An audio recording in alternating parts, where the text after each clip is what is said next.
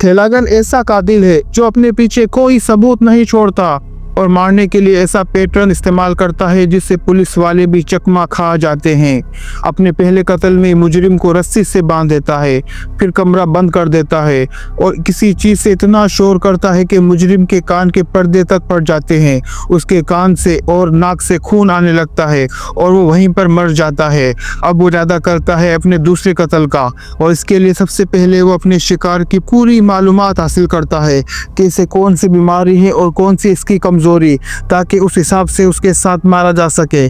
जब उसे पता चलता है कि इसका शिकार इस्तेमा का शिकार है और इनहेलर इस्तेमाल करता है तो इनहेलर में हाइड्रोजन गैस डाल देता है, फिर शिकार का गला घोंटता है और जब इसके शिकार का गला घोंटने से सांस की ज़रूरत पड़ती है और वो इनहेलर इस्तेमाल करता है तो वो उसे अपना इनहेलर देता है और इस इनहेलर में जहर होता है जिसे इस्तेमाल कर कर मुजरिम मर जाता है।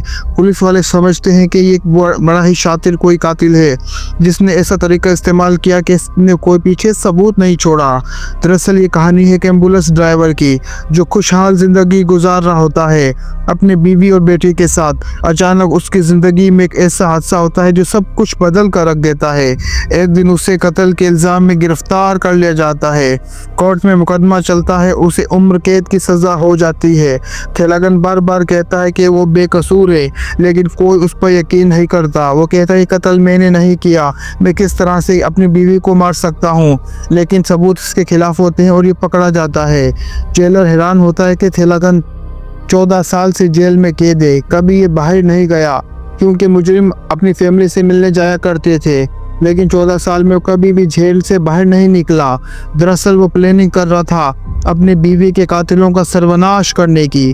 उसने जेल में ही कई सीरियल किलर जो वहाँ पे रहते थे उनसे मुलाकात की और उनसे वो तमाम तरीके और गुर सीख लिए जिससे वो पकड़ में ना आ सके। 14 साल बाद जब उसकी प्लानिंग मुकम्मल हो गई तो उसने जेलर से कहा कि मुझे अब बाहर जाना है पेरोल पर और 2 हफ्तों की छुट्टी मुझे मिलती है और उसने सब प्लान बनाया होता है कि इन 14 दिनों में ही वो इन कातिलों को ख़त्म करके वापस जेल में आ जाएगा।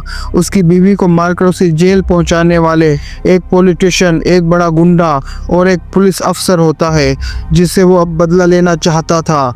जब वो जेल से बाहर आता है तो उसकी ज़िंदगी बिल्कुल ख़त्म हो चुकी होती है क्योंकि उसकी बीवी पहले ही मर चुकी थी और बेटी जो जवान हो गई थी वो अपने बाप को एक कातिल समझती है।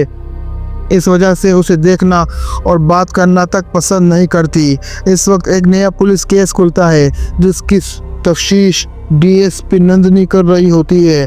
नंदिनी थेलागन पर कड़ी नज़र रखती है क्योंकि उसे ऐसे सुराग मिलते हैं, ऐसे निशान मिलते हैं जिससे वो थेलागन पर शक कर सके, लेकिन इसके पास कोई ऐसा ठोस सबूत नहीं होता जिसकी वजह से वो उसे पकड़ सके, उसे अरेस्ट कर सके।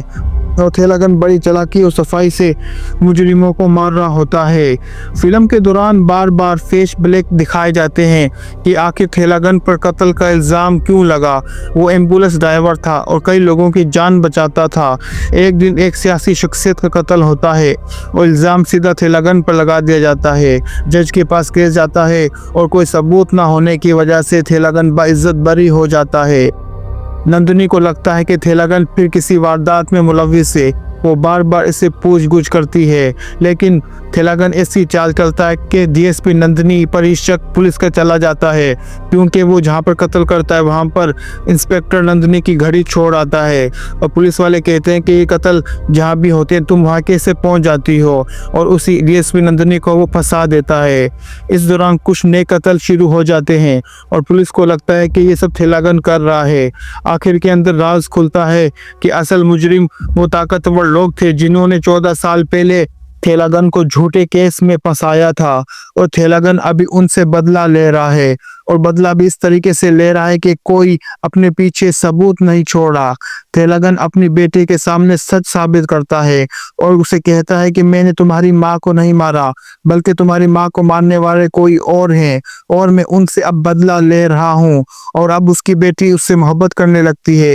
वो जान जाती है कि मैंने कितने साल अपने बाप के साथ नाराजगी में गुजारे। मैं उसे कातिल समझती रही लेकिन मेरा बाप कोई कातिल नहीं था। और अब वो उसके साथ मिलने जाती है और अपने बाप के सामने इस तरह खड़ी होती है कि वो दुख का इजहार कर रही होती है कि किस तरह से मैंने आपके साथ बुरा किया, मुझे इसकी सज़ा मिलनी चाहिए।